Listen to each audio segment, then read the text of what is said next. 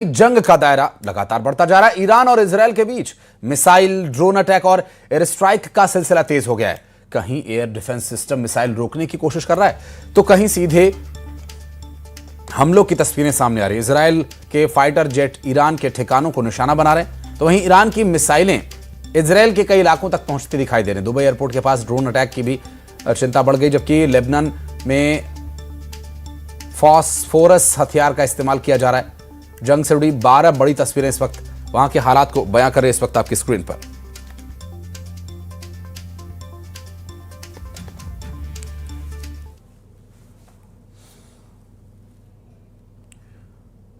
पश्चिम Asia में चल रही जंग बहुत भयंकर हो गई है। इसका अंजाम प्रलय के रूप में आने की आशंका और प्रबल हो गई है। ऐसा इसलिए क्योंकि इस जंग में पहली बार ईरान ने अपना सबसे घातक हथियार चला दिया और पहली बार सेजिल बैलिस्टिक मिसाइल के इस्तेमाल का दावा किया जा रहा है।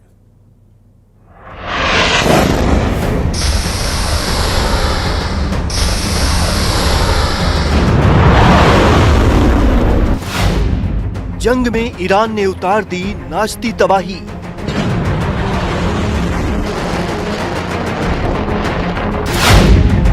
पहली बार डांसिंग मिसाइल से प्रहार।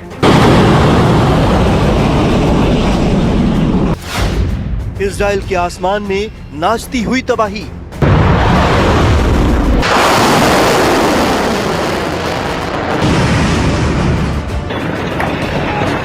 पश्चिम एशिया में चल रही जंग में पहली बार ईरान ने आसमान में बारूद की ऐसी लकीर खींच दी है कि पेंटागन से लेकर तेल अवीव तक सैन्य अफसरों की नींद उड़ गई।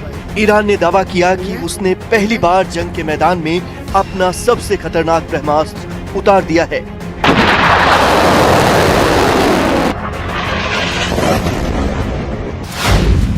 इस ब्रह्मास्त्र का नाम है सेजिल बैलिस्टिक मिसाइल। ईरानी मीडिया IRB के मुताबिक ऑपरेशन टू प्रॉमिस 4 की 54वीं लहर में सेजिल मिसाइल को लॉन्च किया गया है। दावे के मुताबिक इस मिसाइल से इजरायल के सैन्य और डिफेंस फैसिलिटी को निशाना बनाया गया। ईरान की Islamic revolutionary guard course IRGC ने सेजिल मिसाइल दागने का एक वीडियो भी जारी किया है, जिसमें सेजिल मिसाइल को लॉन्च होते हुए दिखाया गया। वीडियो में सेजिल मिसाइल पूरी रफ्तार से बढ़ती दिखाई दी। इस दौरान ईरान के आसमान में धुएं का गुबार छा गया। दावे के मुताबिक इस मिसाइल से इजरायल के सैन्य और डिफेंस फैसिलिटी को निशाना बनाया गया। अब आपको इस मिसाइल की पावर बताते हैं। इस मिसाइल की पावर इतनी है कि ये 2500 किलोमीटर तक वार कर सकती है, जिसके चलते इसे लॉन्च करने में कम वक्त लगता है और दुश्मन को संभलने का मौका नहीं मिलता। सेजिल बैलिस्टिक मिसाइल ईरान की दूसरी पीढ़ी की मध्यम दूरी की बैलिस्टिक मिसाइल है। इसकी खासियत ये है कि ये 700 किलोग्राम तक का वॉरहेड यानी विस्फोटक ले जा सकती है। बहुत ऊंचाई पर पहुंचने के बाद ये दिशा बदलने में माहिर है, जिसकी वजह से इसे डांसिंग मिसाइल का नाम दिया गया। सेजिल मिसाइल की रफ्तार लगभग 17,000 किलोमीटर प्रति घंटा तक है। यही नहीं, सेजिल मिसाइल को कहीं भी ले जाना आसान है। इसे ट्रक पर लाद कर कहीं भी ले जाया जा सकता है और चंद मिनटों में दागा जा सकता है। इसलिए इसका पहली बार इस्तेमाल सिर्फ एक लॉन्च नहीं बल्कि सीधा स्ट्रेटेजिक एस्केलेशन माना जा रहा है। तेहरान से दागी गई ये मिसाइल मात्र 7 मिनट में इजरायल के किसी भी शहर को राख करने की ताकत रखती है। हालांकि इस हमले में इजरायल को कितना नुकसान हुआ, इसकी जानकारी अभी सामने नहीं आई। सेजिल मिसाइल अकेली नहीं, ईरान के पास ऐसी मिसाइलों की पूरी फौज है जो अजेय होने का दावा करती है। खुर्रम शहर 4, इसकी रेंज 2000 से 3000 किलोमीटर तक है। इसकी खासियत है कि 1500 किलोमीटर का भारी वारहेड ये मिसाइल ले जा सकती है और क्लस्टर बम गिराने में भी माहिर है। ईरान का एक और ब्रह्मास्त्र है फतेह 1। इसकी रेंज करीब 1400 किलोमीटर है। ये एक हाइपरसोनिक मिसाइल है जो हवा में दिशा बदलने में सक्षम है और रडार की पकड़ से बाहर है। इसी तरह से ईरान की एक और खतरनाक मिसाइल है खैबर शिकन, जिसकी रेंज करीब 1450 किलोमीटर है। इस मिसाइल को दुश्मन देश के डिफेंस सिस्टम को चकमा देने के लिए विशेष तरह से डिजाइन किया गया है। ईरान की इमाद मिसाइल को पहली सटीक मार करने वाली मिसाइल कहा जाता है। इसकी रेंज करीब 1800 किलोमीटर तक है।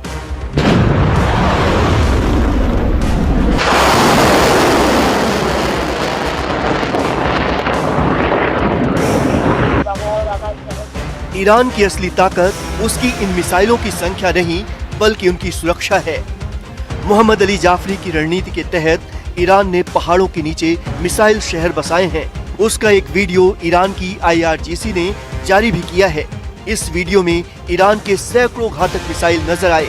ईरान ने दावा किया कि उसके मिसाइल भंडार जस के तस है, उनमें कोई कमी नहीं हुई। ईरान का ये मिसाइल जखीरा पहाड़ों के नीचे बनाया गया है। दावे के मुताबिक अमेरिका और इजराइल के बंकर बस्टर बम भी इस पर बेअसर साबित होते हैं। उधर दूसरी तरफ एक रिपोर्ट के मुताबिक इजराइल के पास इंटरसेप्टर मिसाइलों की कमी होने लगी है। सेजिल जैसी भारी मिसाइलों को रोकने के लिए इजराइल को अपने सबसे महंगे एरो 3 सिस्टम का इस्तेमाल करना पड़ता है।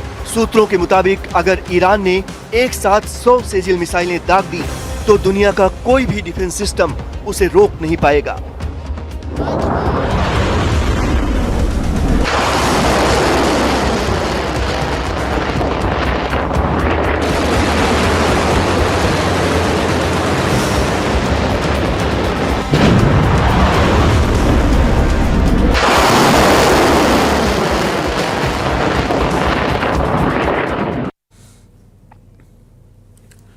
और रायपुर में एक ग्रामीण हाई वोल्टेज हाई टेंशन खंबे पर चढ़ गया और कहने लगा कि न्याय नहीं मिला इसलिए खंबे पर चढ़ा। दरअसल ग्रामीण का कहना यह है कि जमीन कब्जा की हुई है जिसे मुक्त किया जाना चाहिए। SDM, तहसीलदार समेत कई पुलिस के अधिकारी भी मौके पर पहुंचे हुए हैं।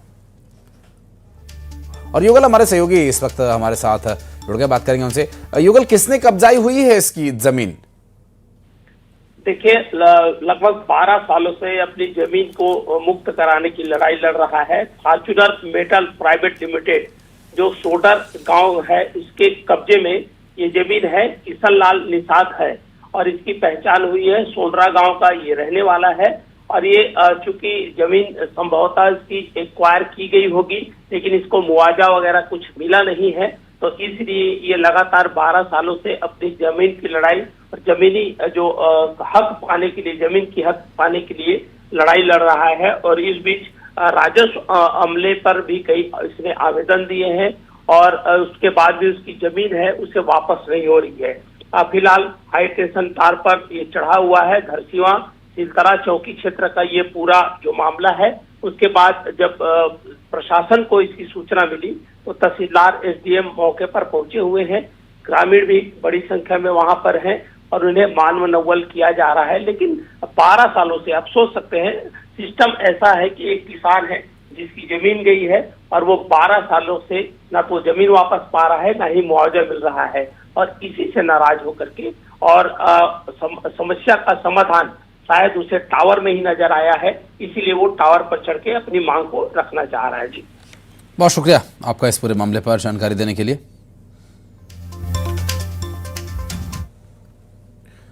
और वेस्ट एशिया की जंग अब सिर्फ मिसाइल और ड्रोन्स की लड़ाई नहीं रह गई। अब इस युद्ध में एक नया और खतरनाक शब्द बड़ी तेजी से चर्चा में है, फॉल्स फ्लैग ऑपरेशन। ईरान का आरोप है कि अमेरिका और इजराइल उसके ही हथियारों की कॉपी बनाकर क्षेत्र में हमला कर रहे हैं ताकि दुनिया के सामने ईरान को दोषी ठहराया जा सके।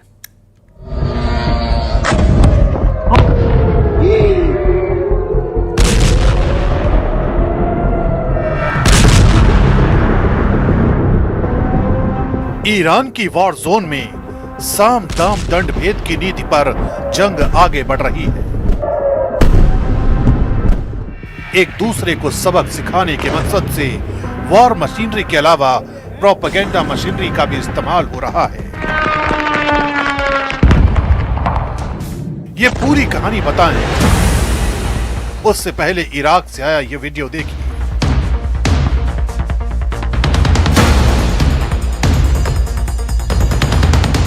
एक अंडरग्राउंड बेस में इराकी रेजिस्टेंस ऑर्गेनाइजेशन से जुड़े कमांडर मौजूद हैं। दावा किया जा रहा है कि इस ऑपरेशन के दौरान ड्रोन के जरिए दुश्मन के उन सैन्य बेस को टारगेट किया गया जो ईरान और पर्शियन गल्फ में मौजूद है।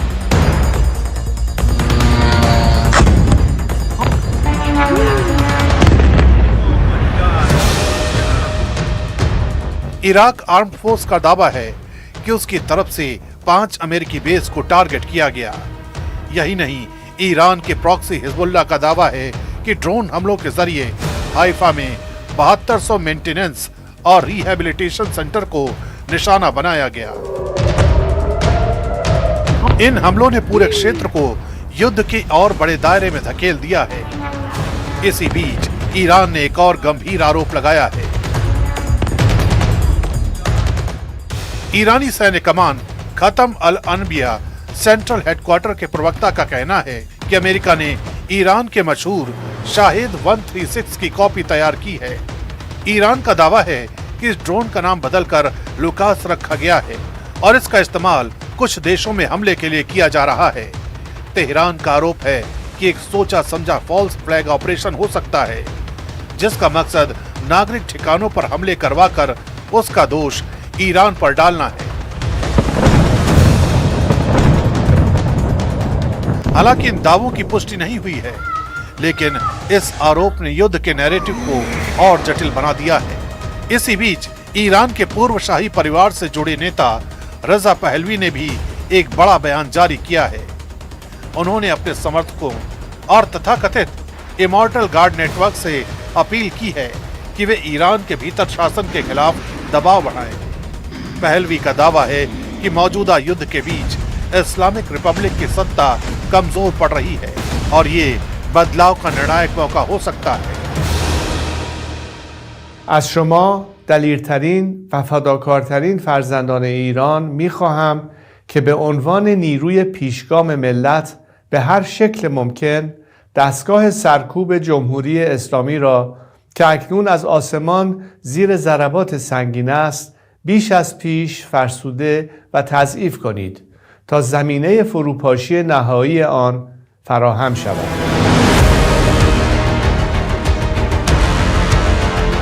पश्चिम एशिया के संघर्ष में अब सैन्य टकराव के साथ साथ इंफॉर्मेशन वॉर और प्रोपेगेंडा भी उतना ही बड़ा हथियार बन चुका है। एक तरफ ईरान और उसके समर्थक संगठन क्षेत्र में अमेरिकी और इजरायली ठिकानों पर हमलों का दावा कर रहे हैं, तो दूसरी तरफ फॉल्स फ्लैग ऑपरेशन जैसे आरोप भी सामने आ रहे हैं। युद्ध के माहौल में सच और दावे के बीच की रेखा अक्सर धुंधली हो जाती है। माना जाता है कि जब कई देश, प्रॉक्सी ग्रुप और अलग अलग सैन्य नेटवर्क एक साथ एक्टिव हों, तो हर घटना का सच तुरंत सामने आना मुश्किल होता है। यही वजह है कि पश्चिम एशिया की यह जंग अब सिर्फ हथियारों की नहीं, बल्कि कहानियों और नैरेटिव की लड़ाई भी बन चुकी है।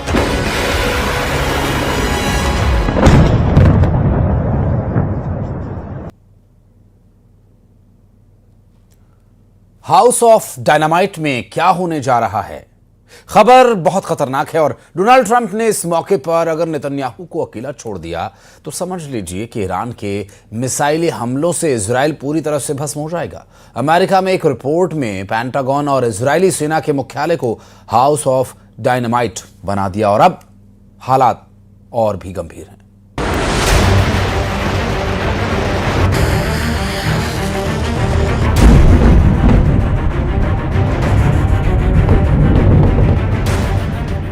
ईरान के खिलाफ अमेरिका और इजराइल का युद्ध अगले 24 घंटे में किसी भी तरफ पलट सकता है, क्योंकि अमेरिका की तरफ से ऐसा अलर्ट आया है कि नेतन्याहू के पैरों तले जमीन खिसक जाएगी।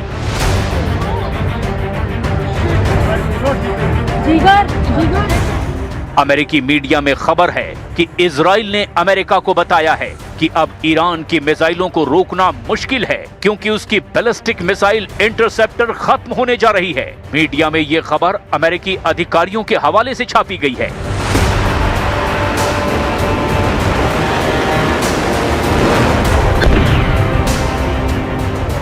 खुर्रम शहर 4 जैसी क्लस्टर बम वाली मिसाइलों ने और बड़ा चैलेंज पेश कर दिया है।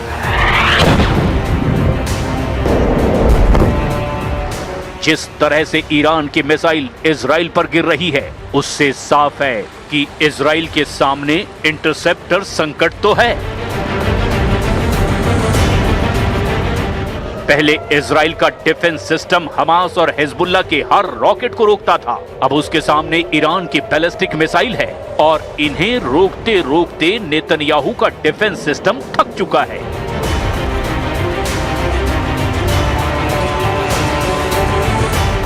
अमेरिकी मीडिया सेमाफोर में रिपोर्ट आई और इस रिपोर्ट को इजराइल की मीडिया ने जमकर छापा। टाइम्स ऑफ इजराइल में भी रिपोर्ट छपी और हारेट्स में भी ये हेडलाइन है। दावा है कि इजराइल का मिसाइल डिफेंस नेटवर्क बहुत मुश्किल में फंस चुका है। अब सवाल ये है कि जब तेल अवीव और हाइफा के अलावा इजराइल के बड़े बड़े शहरों पर ईरान की मिसाइल गिर रही है, तो अब आगे क्या होगा? ट्रंप कैसे इजराइल को बचाएंगे? रिपोर्ट में दावा किया गया कि इजराइल के मिसाइल संकट के बारे में पेंटागन को पहले से पता था, फिर भी ईरान के खिलाफ युद्ध की शुरुआत की गई। क्या इसके मायने ये हैं कि नेतन्याहू खुद तो फंसे ही, उन्होंने ट्रंप को भी बुरा फंसा दिया?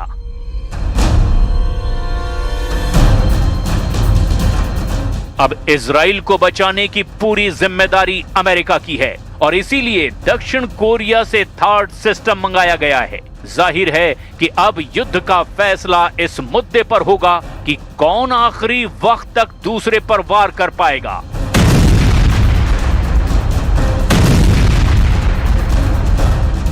इसीलिए इजराइल का इंटरसेप्टर संकट नेतन्याहू और ट्रंप के गले में हार का फंदा डाल सकता है, क्योंकि इजराइल को इंटरसेप्टर मिसाइल बांटने के बाद अमेरिका के सामने भी यही दिक्कत शुरू हो सकती है। उसके सामने दो और बड़े दुश्मन चीन और रूस पहले से मौजूद हैं।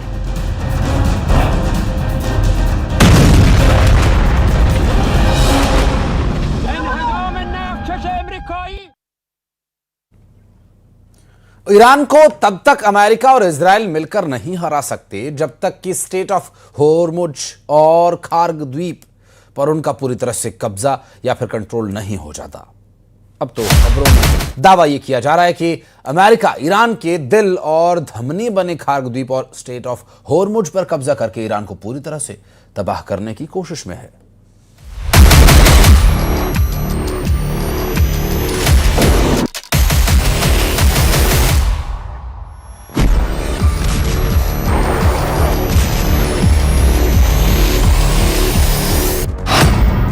ईरान का एटीएम खार्ग द्वीप, 2500 मरीन करेंगे कब्जा।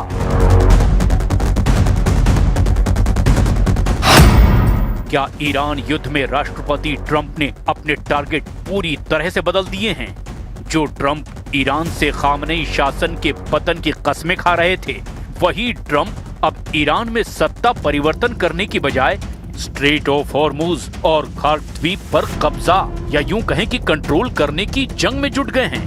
हम आपको दिखाने जा रहे हैं कि इजराइल जहां ईरान को तबाह करने के लिए भीषण हमले कर रहा है, वहीं ट्रंप समंदर में ईरान के अरबों खरबों डॉलर के तेल भंडारों और पूरे सिस्टम पर कब्जा करने में जुट गए हैं।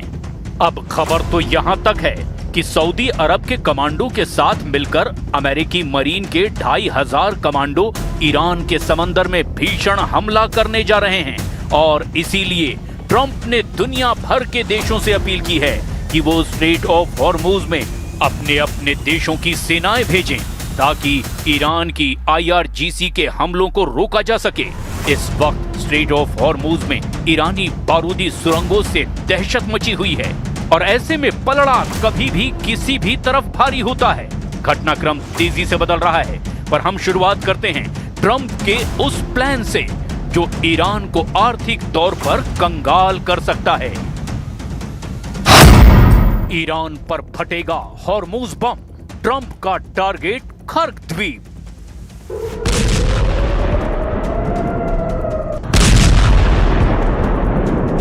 हैरानी की बात है कि जहां इजराइल ईरान के परमाणु ठिकानों एस्फान, नतांज और फोर्डो पर जबरदस्त हमला करने में जुटा हुआ है, तो वहीं ट्रंप का पूरा फोकस अब ईरान का ऑयल एटीएम के नाम से मशहूर खार्ग द्वीप पर हो चुका है। इस खबर में सबसे बड़ी खबर यह है कि अभी तक अमेरिका ने जितने भी हवाई हमले खार्ग द्वीप पर किए, उनमें एक भी हमला तेल पाइपलाइन, रिफाइनरियों, तेल टर्मिनल या फिर तेल डिपो या तेल इंफ्रास्ट्रक्चर पर नहीं किया है। अब अमेरिका ऐसा क्यों कर रहा है, जरा इसे भी जान लीजिए। कुछ रिपोर्ट्स में दावा किया गया कि ईरान का एयर डिफेंस लगभग पूरी तरह से तबाह हो चुका है, जिसकी वजह से ब्रिटिश मीडिया के दावों के मुताबिक राष्ट्रपति ट्रंप अब ईरान के तेल संसाधनों और तेल मार्गों पर पूरी तरह से कब्जा करने जा रहे हैं, या यूं कहें कि उनका पूरा कंट्रोल होने जा रहा है। ईरान से 25 किलोमीटर दूर समंदर में खर्ग द्वीप पर बड़े एक्शन की तैयारी पूरी हो गई है। रिपोर्ट्स के मुताबिक अमेरिकन नेवी सील्स, हमलावर पनडुब्बियां और स्टील हेलीकॉप्टर खतरनाक मिशन में जुट चुके हैं। 2500 नेवी सील्स, सऊदी कमांडो और थंडरबोल्ट जेट से बहुत बड़े हमले की तैयारी है। ट्रंप ईरान के तेल द्वीप खर्ग पर कब्जा चाहते हैं। रिपोर्ट में कहा गया कि खर्ग द्वीप से ईरान के 90% तेल का भंडारण और परिवहन होता है। अब ट्रंप ईरान की इस ताकत को तबाह कर देंगे। ईरान के बजट का लगभग 40% हिस्सा तेल निर्यात से आता है और इस छोटे से 5 मील के द्वीप को ईरान के कट्टर शासकों से छुड़ाने के लिए ट्रंप ने अपना दांव खेल दिया है। अगले 72 घंटे बेहद महत्वपूर्ण हैं, क्योंकि यूएसएस त्रिपोली के पहुंचते ही अमेरिका हॉर्मुज के टैंकरों को एस्कॉर्ट करना शुरू कर सकता है, जिससे सीधे तौर पर अमेरिकी और ईरानी नौसेना के बीच टकराव की स्थिति बन सकती है। पिछले 48 घंटे में ईरान पर जो हमले अमेरिका और इजराइल की तरफ से हुए, उसको रोकने के लिए ईरान के पास एक भी एयर डिफेंस नहीं बचा है। और यही वजह है कि अब अमेरिका ईरानी इलाके में स्टेट ऑफ हॉर्मुज और खर्ग द्वीप पर अपना कंट्रोल चाहता है। अब खुद देख लीजिए, अगर ईरान के इन 2 इलाकों पर अमेरिका कंट्रोल या अपना कब्जा कर लेता है तो ईरान कैसे पूरी तरह से बर्बाद हो जाएगा। ईरान के लिए खर्ग द्वीप और स्ट्रेट ऑफ हॉर्मुज शरीर में दिल और धमनी की तरह है। ऐसा क्यों कहा जा रहा है, जरा इसे भी समझ लीजिए। खर्ग द्वीप और स्ट्रेट ऑफ हॉर्मुज का संबंध उत्पादन और निकासी का माना जाता है। खर्ग द्वीप ईरान का मुख्य तेल टर्मिनल है। ईरान का लगभग 90% कच्चा तेल इसी द्वीप से जहाजों में लादा जाता है। अगर ये द्वीप नहीं होगा तो ईरान के पास तेल बेचने का कोई प्रभावी रास्ता नहीं बचेगा। स्ट्रेट ऑफ हॉर्मुज एक ऐसा संकरा समुद्री रास्ता है जिससे होकर खर्ग द्वीप से निकले तेल टैंकर पूरी दुनिया जैसे भारत, चीन, जापान तक पहुंचते हैं। खर्ग द्वीप वो स्टेशन है जहां तेल भरा जाता है और हॉर्मुज वो मेन गेट है जिससे होकर वो तेल बाहर निकलता है। अगर गेट यानी हॉर्मुज बंद हो जाए या स्टेशन यानी कि खर्ग तबाह हो जाए तो ईरान की अर्थव्यवस्था पूरी तरह से ठप हो जाएगी। खर्ग द्वीप एक छोटा सा द्वीप है जिसका क्षेत्रफल लगभग 20 वर्ग किलोमीटर है, जिसकी लंबाई 6 किलोमीटर और चौड़ाई 4 किलोमीटर है। ये ईरानी तट से करीब 25 किलोमीटर दूर फारस की खाड़ी में स्थित है। छोटा होने के बावजूद ये दुनिया के सबसे व्यस्त तेल केंद्रों में से एक है। स्ट्रेट ऑफ हॉर्मुज एक समुद्री रास्ता है जो लगभग 167 किलोमीटर लंबा है। इसकी सबसे कम चौड़ाई केवल 33 किलोमीटर है। इसके संकरे होने के कारण ही इसे कंट्रोल करना आसान है। खर्ग द्वीप पर हमला या कब्जा ईरान के लिए घातक चोट है, तो वहीं हॉर्मुज पर कंट्रोल ईरान के लिए गला घोंटने जैसा है। अमेरिका इस वक्त ईरान का गला घोंटकर उसे बिना शर्त आत्मसमर्पण के लिए मजबूर करने की रणनीति पर काम कर रहा है और इसीलिए अमेरिका ने ईरान के खर्ग द्वीप और स्ट्रेट ऑफ हॉर्मुज पर अपना फोकस कर लिया है।